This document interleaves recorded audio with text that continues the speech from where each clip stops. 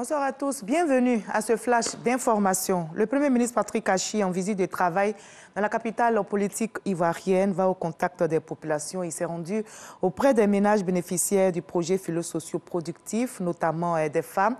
Et l'invité spécial a été chaleureusement accueilli. Le chef du gouvernement a salué la bravoure de ces femmes qui ont pu initier, grâce aux allocations trimestrielles perçues, des activités génératrices de revenus.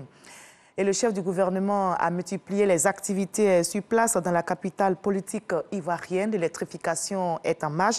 Le Premier ministre Patrick Achi a inauguré le dispatching. Nous l'écoutons.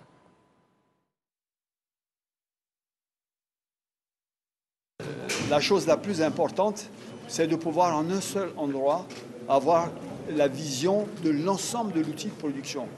Quel que soit le barrage, où qu'il se trouve sur le territoire national, quelle que soit la ligne, quelles que soient les qualités qu'elle relie, de savoir à un moment ou à un autre, est-ce qu'on a un équilibre entre l'offre et de la demande, est-ce qu'il faut tirer sur un barrage électrique ou une centrale thermique, si vous avez une panne ou un défaut, où est-ce que, je dirais, la ligne ou le poste a lâché pour aller le réparer.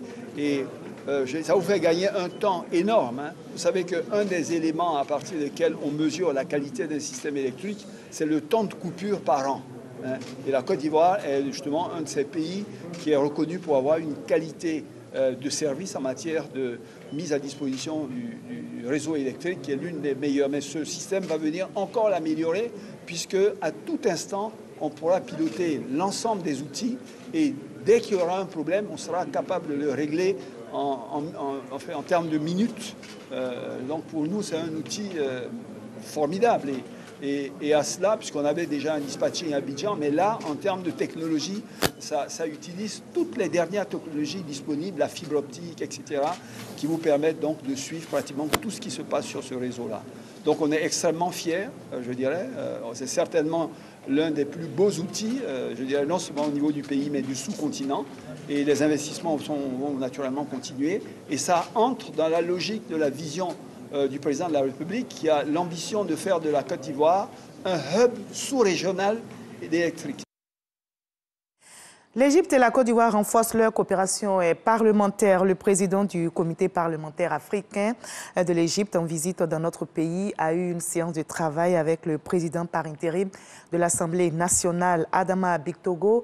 Les deux institutions parlementaires ont donc décidé de la mise en place d'une amitié parlementaire pour booster leur collaboration. Des taxes parafiscales sont désormais instituées pour le financement de l'habitat. 3 matériaux de construction sont concernés, le fer à béton, le ciment et les carreaux. Ces taxes sont instaurées en vue de mobiliser, entre autres, des ressources stables et pérennes pour le financement du secteur de l'habitat et la création du fonds de garantie du logement social. Le ministre Bruno Koné-Nabagné s'est expliqué devant la presse. On en reparle ce soir à 20 h. La CEDEAO a envoyé une mission au Mali pour rencontrer la junte au pouvoir. La durée de la prolongation de la période de transition est au cœur des discussions. La délégation conduite par le Nigérien Goodluck Jonathan est arrivée hier dans la capitale malienne. Il a eu plusieurs séances de travail et le médiateur de la CEDEAO et les autorités maliennes cherchent à s'entendre sur un délai raisonnable. La transition de 18 mois arrive à terme fin février. Une nouvelle date du scrutin devant marquer la fin de la transition au Mali doit être fixée.